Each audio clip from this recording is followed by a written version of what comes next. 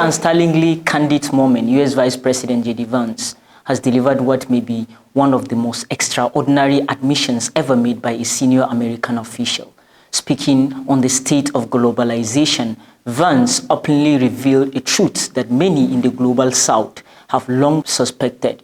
The system was never designed to lift all nations equally.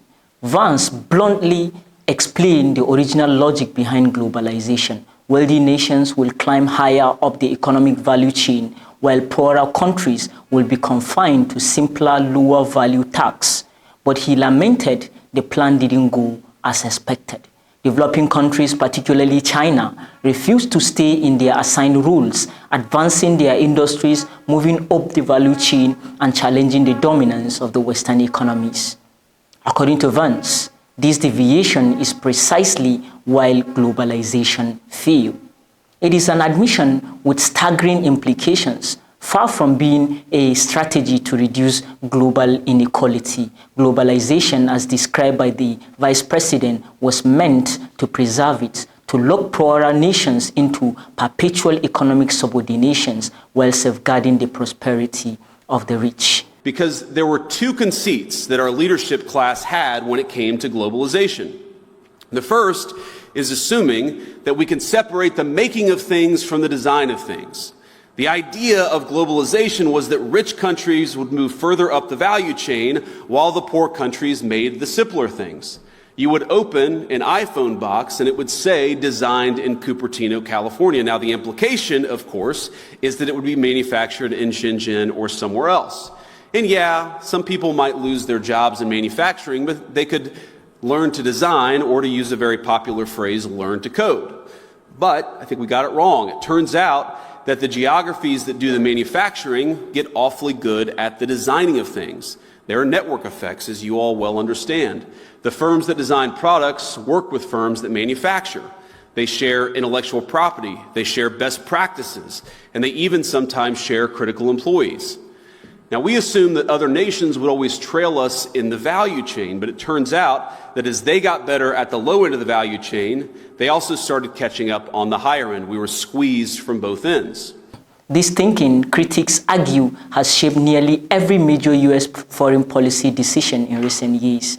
From semiconductor exports bans to sweeping investment restrictions, Americans' increasingly aggressive stance toward China, and by extension, other rising economies, isn't simply about national security. It is about ensuring that emerging power do not disrupt a global order built on hierarchy, not equality. Ironically, the policies being enacted to contain China may in the long run foil the very shift they seek to prevent.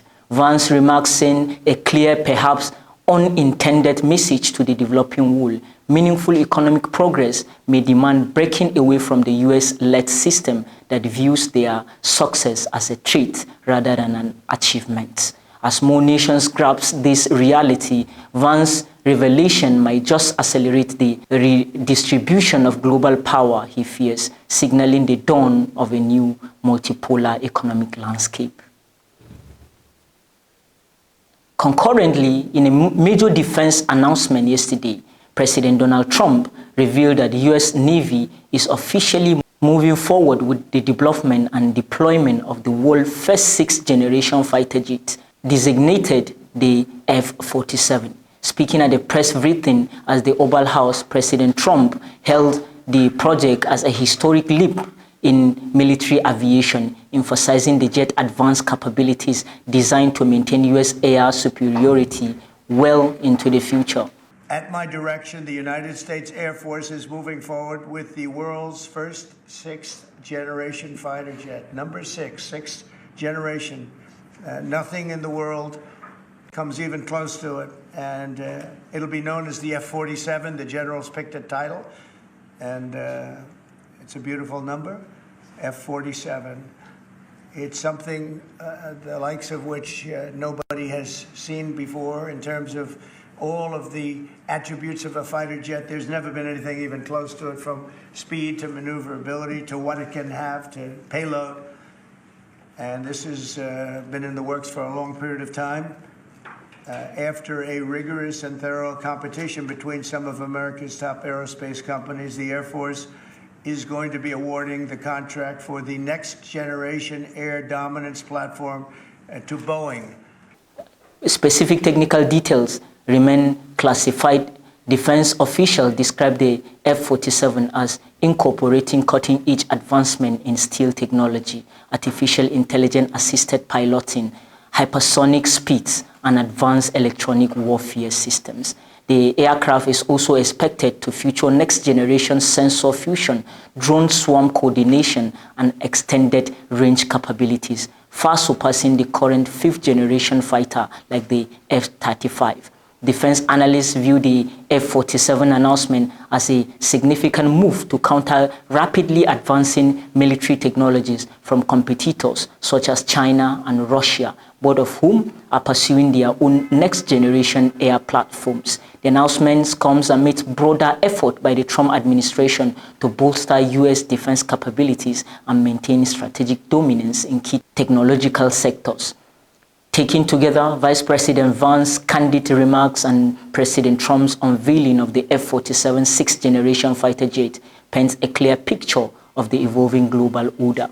On one front, the U.S. acknowledges that the economic framework of globalization was designed to maintain a hierarchical system favoring wealthy nations, a system now being challenged by rising powers like China. On another, the U.S. is doubling down on its military age to reinforce its strategic dominance amid this shifting landscape. But development underscores a broader reality.